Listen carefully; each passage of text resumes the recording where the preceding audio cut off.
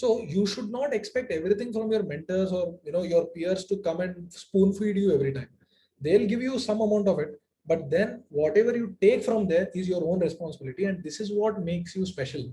You remember this, because everyone is spoon fed. Everyone is told to, okay, you do create user, you do create user, you do create user. Create user feature has been given to 3 people, but the one who comes up with the most impressive solution is who wins. And that part, that extra part which is there in you, that X factor of you, comes from your ownership, from your sense of maybe maturity also, your sense of accuracy, your thirst for your quality. So those things will actually create a huge impact in your career. So make sure that you always come up with that approach. Then all of this will actually culminate into one thing. A coder, a college student might be a problem solver, but an engineer is someone who develops a solution. Solving a problem is different, developing a solution is different. When you develop a solution that is elegant, it's accurate, it's of high quality, it's collaborative, it's configurable, it can be used by people across the world. This, when an engineer develops a solution, it can go into an open source world where there can be multiple developers collaborating it. There can be multiple mentors or multiple critics commenting on it. But when someone solves a problem, you just solve it that for that purpose, and you just leave it for there itself. There is no much more to it. But when an engineer solves a problem, you essentially develop a solution which is much more basically a bigger picture view of a simple problem solution. So not only is software development a huge a realm of study, not only a huge branch with multiple technologies, multiple people, research, inventions, and all of it, but it also has very important things which might seem very unimportant, which might just go unnoticed when you actually look at them. But these things are very important. How you pull yourself up or how you carry yourself as an engineer, the way you write code is very important. I'm not only talking in terms of good problem solving skill, but also your design patterns, your accuracy, your quality, how elegant is your solution, and etc etc, basically everything that we just discussed. So if you want to be a full stack developer, it is not just uh, necessary for you guys to be a good backend or a front end developer, but you should have the visibility of the entire spectrum, and you should approach this entire spectrum as an engineer, with someone with a mature perspective, with someone who is actually concerned about accuracy, quality, configurability, collaboration, open source, all of it. And apart from all of this, it's very important to keep learning. Always keep learning. It can be smallest of the things. Someone, you might write for loop in this way, someone might come and tell you, this is the best way. Learn it, implement it. Someone might tell you, okay, you write a while loop like this, but someone might come and tell you, you know what, replace this while replace this with a switch case. That's a good thing. Yeah. So these things might be as small as they sound, but these things are very important for you to grow as a developer. And apart from that, your technologies, like you might be a MERN stack, tomorrow you can be a mean stack developer. You might replace React with Angular. You might replace Node.js with Python. You might replace that Python with Java. You might replace Mongo with Postgres, or some RDB implementing. You should be open to acquiring. That's how you refine yourself. You refine your solution, and you come across as a perfect full stack developer whose career is going to be bright for sure when it comes to all these aspects.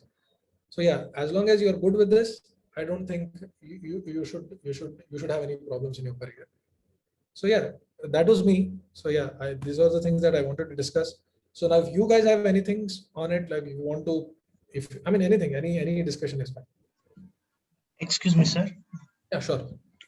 Sir, if I consider myself, like I'm interested to know both the front end as well as back end, but sometimes I feel it's important to, I feel front end to be a more creative part.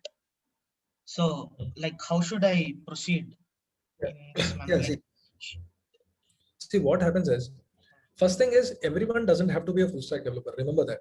Okay. You don't have to be a full stack developer. You can be only a backend developer. It's all about perspectives. If you are good with front end, you are a good front end developer. There are thousands and millions of them. If you are a good backend developer, just be a good backend developer. There is nothing wrong with it.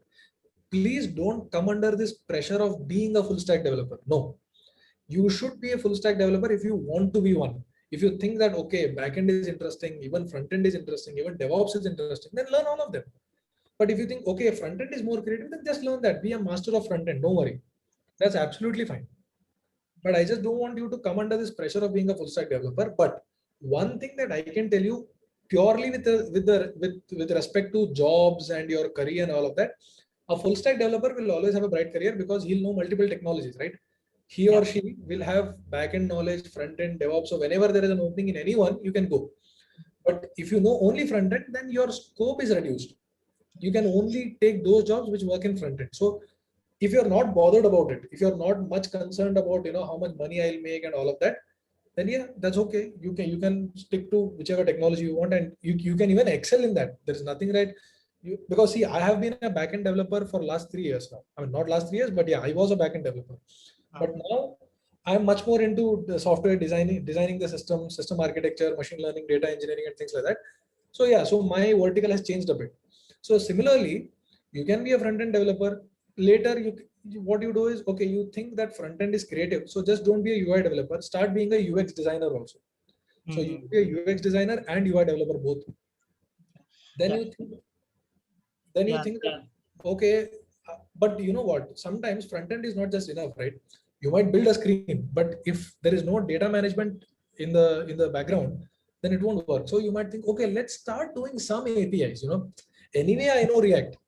Let's say I'm a React developer. Anyway, I know JavaScript. So I can learn a bit of Node.js also. Yeah. Right? So you don't have to concentrate fully on backend, concentrate fully on UI if that is your interest. But yeah, if you ever feel like, then yeah, this is the option.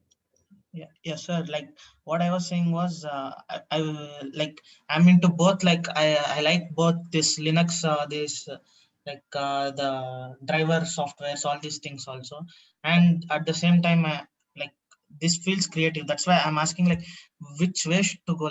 I can't simultaneously do both. I feel like that. Like, what should I concentrate first on? See, the thing is, when it comes to web applications, right? So the thing is, there are two things here. One is, so when you talk about Linux drivers and applications in Linux, that's a different thing. It's a very core software engineering problem. But apart from that, when you talk about front end is more towards web applications, right? Yeah. So now you're stuck between two different streams of engineering. One is core software engineering, another one is web applications. Now, if you understand, now when you say, okay, let's say most of us want to have a good job, right? Most of us want to have, we want to earn well, we want to have a good job, we want to have a very good career. For that, these days, web applications are booming really well because they are very easy to develop and there are a huge amount of openings. But if you want to write Linux drivers, then of course you will not have so much of scope because most of Linux drivers and most of on-premise application for Linux are already open source. Okay. Linux itself is open source. So since Linux is open source, your other flavors, it can be Ubuntu, it can be Debian, all of these are open source. All the Linux drivers and on-premise applications are already open source. So you won't have so much of scope in it. You don't need to hire someone to do it because there are already open source available.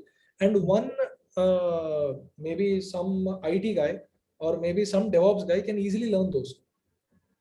So most companies will not prefer hiring someone special for it. But yeah, if you're into it and if you're really interested and if you want to aggressively pursue a career in it, then sure. But just don't do that. Be a good Linux engineer then. Make sure that you know Linux top to bottom. You know the Linux operating system. You know the different layers of it. You know how to deploy systems on it. You know how to scale systems on it. If you're very good in that, then yeah, of course there are companies like Amazon, Azure who work on Linux all the time. And yeah, so you have a lot of scope. But if you can't put so much of effort, time, and everything in learning Linux, then front end is an option because front end you have hundreds of openings every day because everyone needs a front end developer these days. Yes. But not only a front end developer, but a UX designer also. So if you are a good UX designer plus UI developer, then let's go for you. Yes, sir.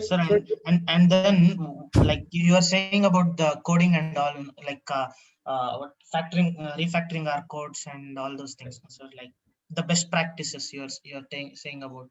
Correct. Yeah. Like which books do you suggest, sir, about best practices for development of a software? So basically, when I was back, I was a Java developer. So I used to read this SCJP, Sun Certified Java Programming, so which had everything. So the thing is, when it comes to best practices, right? Yeah. Irrespective of what coding language it is, best practices are same across. Okay. Best practices are always same. How your variables are named, how your functions are named, how your functions should be defined, Yeah. and what is what is configurability, what is collaborativeness, and what is maintainability. So these are common across all the languages. So you just pick one language. Let's say you are a good JavaScript developer right now. You just take JavaScript and then start reading about best practices in JavaScript. You can apply same on other languages also. But for me right now, if you ask me what I do, I read research papers because I'm into data engineering and I read papers from morning. So if I want to know, and if I want to know, okay, what is my best practice, I'll check the ISO standard for it. Yeah, so even on Google, right, you will get a lot of ISO standards, and there are certain books also. You can go ahead if you are into research papers, you can read research papers also. Okay, sir. Thank you, sir. Sure. Yeah.